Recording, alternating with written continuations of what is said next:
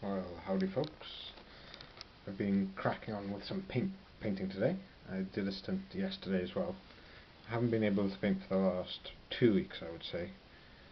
But, well, yesterday and today I just needed to relax a bit over the weekend because I have been going full pelt, I would say, with the dissertation, and I'm really making inroads. I'm probably going to be handing it in by the end of the week. So, exciting stuff. And I'll have probably next weekend to just unwind a bit and do some painting before I jump into revision, of course. So yeah, I've had these. I already had them. I wouldn't say base coat. Well, yeah, they're already base coated, and I've just painted their bases, dry brushed those, gone in with some details. So they're having their leather work done, the spear and axe handles as well. I've done in a more of a new wood, really. I think that I've done that on all of them. I'll show you that in detail in a second. But yeah, the shields are going to be white because that's how they're depicted in the Godot in the poem, which is one of the only one of the main literary sources we have for the period. And these are not strictly speaking Welsh. They're, well, I call them Brython in my dissertation, or I like their ancestors, obviously the sort of Brittonic Celts, but by this period they're speaking something of a Cumbric, so I suppose you could call them a Cumbric people. And there's a couple of different kingdoms. I'm struggling to get the white coming up, so dare I even show it, but yeah, getting a nice solid white is quite tricky. So if you see that there, that's quite transparent. I'm hoping to add a few layers for that. But the tones I've used for the cloth and things are Cavalry Brown, which is a really nice red. I've done things like US Green, Field Grey, a lot of those kind of nice greens, and there's a dark green in there as well.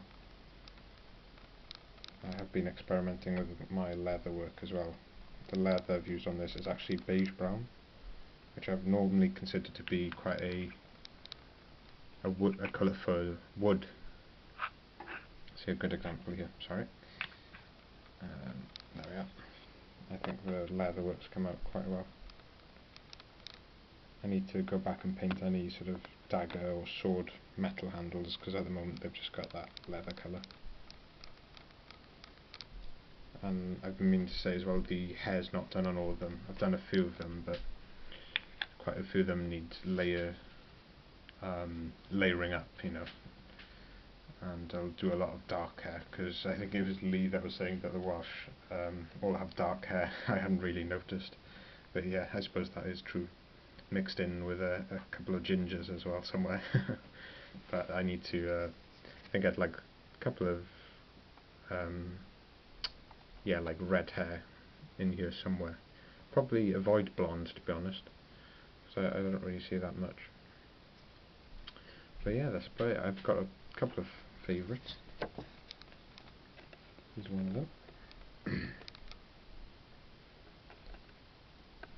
don't know if I've already said, but the new wood, the sort of, I don't know, ash or something, is quite notable for the period, Dark Ages.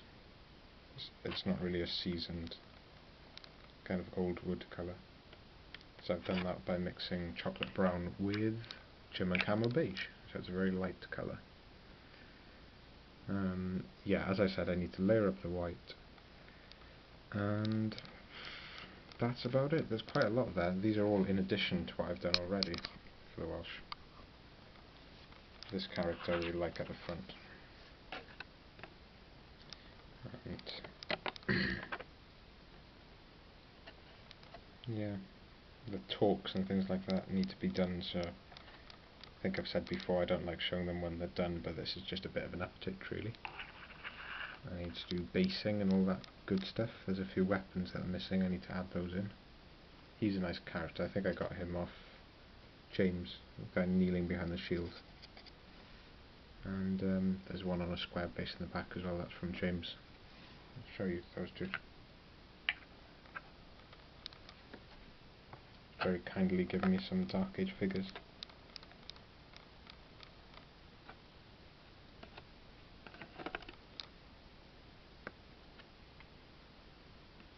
Yeah, the shields are all meant to be white. I think they're called chalk white in the poem.